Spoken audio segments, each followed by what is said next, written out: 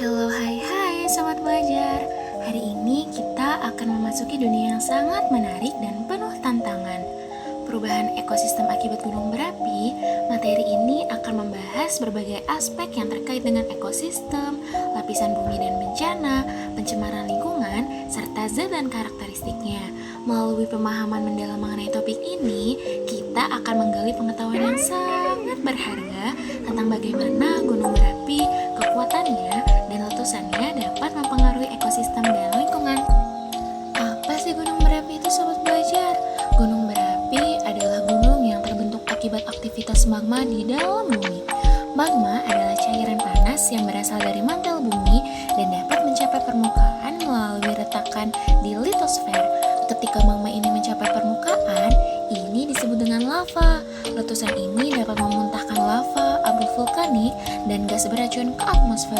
Membayangkannya saja sudah sangat mengerikan, bukan? Letusan gunung berapi dapat sangat berbahaya.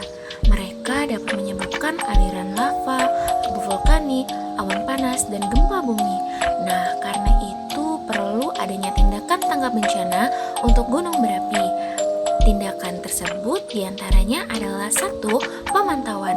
Memantau aktivitas gunung berapi dengan alat yang sesuai seperti seismograf dan termometer. Yang kedua adalah peringatan dini. Mengembangkan sistem peringatan dini untuk menginformasikan masyarakat sebelum letusan terjadi. Yang ketiga ada evakuasi. Evakuasi adalah menyelamatkan penduduk yang berada di zona bahaya dengan mengarahkan mereka ke tempat yang aman. Yang keempat adalah penyediaan tempat perlindungan, yang mana menyediakan tempat perlindungan untuk warga yang dievakuasi. Dan yang kelima adalah pendidikan masyarakat, yaitu memberikan edukasi kepada masyarakat tentang bahaya gunung berapi dan cara menghadapinya. Selamat belajar, erupsi gunung berapi adalah fenomena yang dapat menciptakan banyak masalah ke lingkungan. Saat gunung berapi meletus, berbagai zat padat, cair, dan gas dilepaskan ke atmosfer. Zat-zat ini dapat mencemari lingkungan dan mempengaruhi ekosistem serta kesehatan manusia. Dalam materi ini, kita akan membahas mengenai zat padat, cair, dan gas yang dapat mencemari lingkungan akibat erupsi gunung berapi serta konsep unsur senyawa dan campuran, dan juga perubahan fisika dan kimia yang terjadi. Zat padat adalah materi yang memiliki bentuk dan volume yang tetap. Beberapa zat padat yang dapat dihasilkan erupsi gunung berapi seperti batu vulkanik, abu vulkanik, dan tefra. Sedangkan zat cair adalah materi yang memiliki volume tetap tetapi bisa mengalir. Erupsi gunung berapi juga menghasilkan beberapa zat cair, contohnya seperti lava. Dan zat yang terakhir adalah zat gas. Zat gas adalah materi yang tidak memiliki bentuk dan volume yang tetap.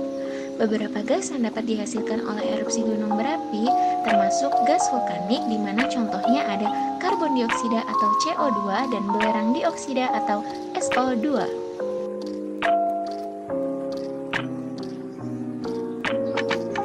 Fenomena erupsi gunung berapi juga menghasilkan beberapa unsur senyawa dan campuran.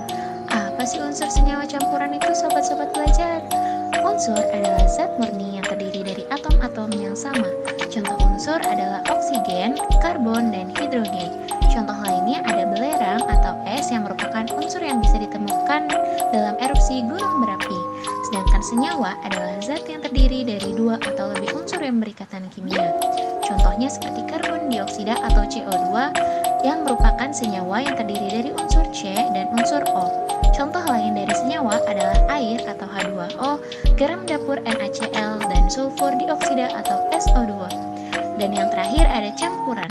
Campuran adalah kombinasi 2 atau lebih zat yang berbeda.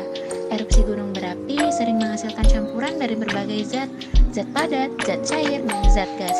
Contohnya adalah lava dan tefra dalam menciptakan lanskap vulkanik yang beragam. Sekarang kita masuk ke materi selanjutnya mengenai perubahan fisika dan perubahan kimia.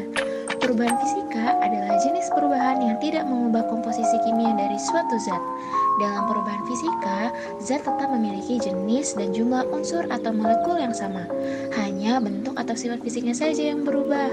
Erupsi gunung berapi dapat mengakibatkan perubahan fisika, seperti lelehnya batu vulkanik menjadi lava. Ini adalah perubahan fisika karena tidak ada perubahan dalam komposisi kimia tersebut.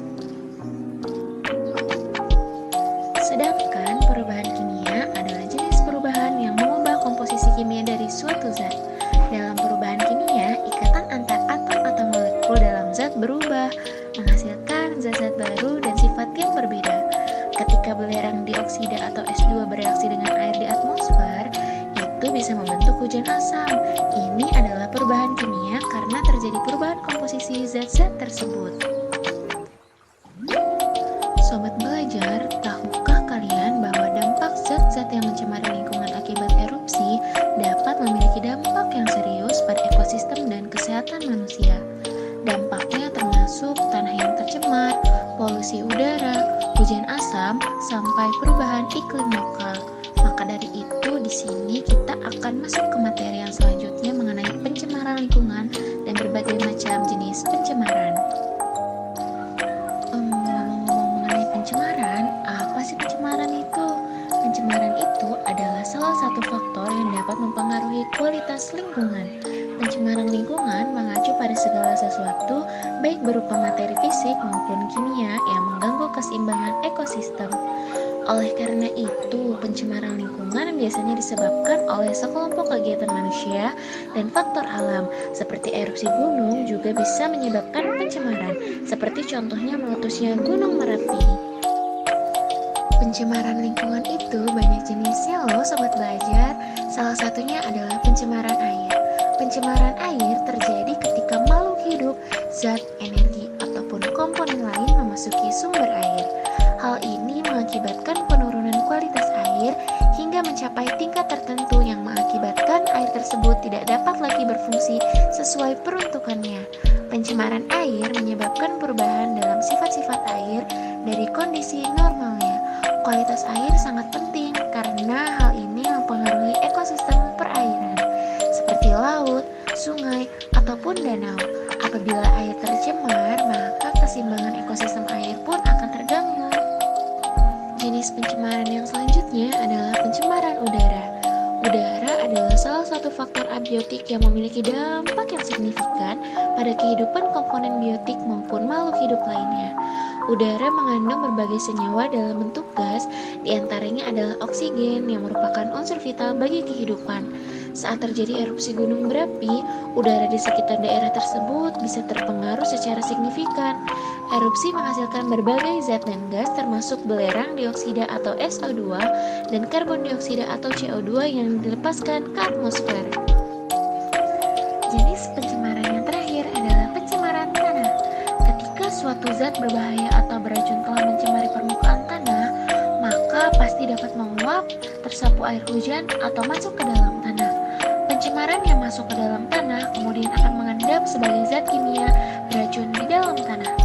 Nah, zat beracun di dalam tanah tersebut dapat berdampak langsung pada kehidupan manusia. Contohnya ketika bersentuhan atau dapat mencemari air tanah dan udara di atasnya. Pencemaran ini biasanya terjadi karena kebocoran limbah cair atau bahan kimia industri atau fasilitas komersial serta penggunaan pestisida.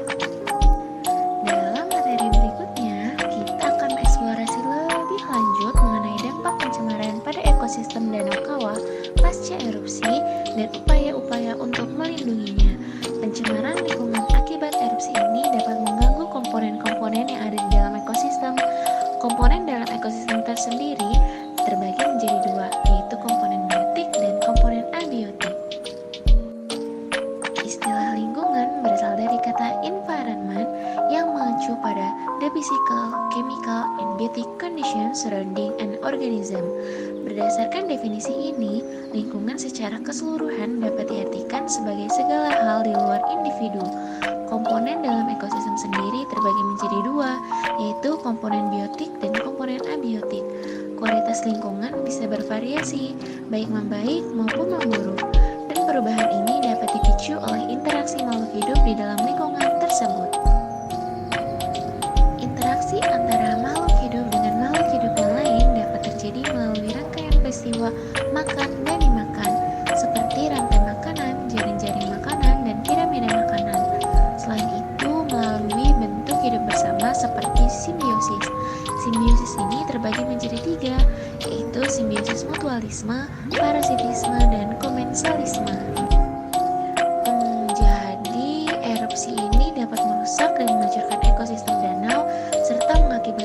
kematian makhluk hidup dan kerusakan habitat. Populasi ikan dan organisme akuatik lainnya mungkin mengalami penurunan yang drastis. Setelah terjadi erupsi, upaya pemulihan seperti penanaman kembali tumbuhan air dan perbaikan kualitas air sangat diperlukan.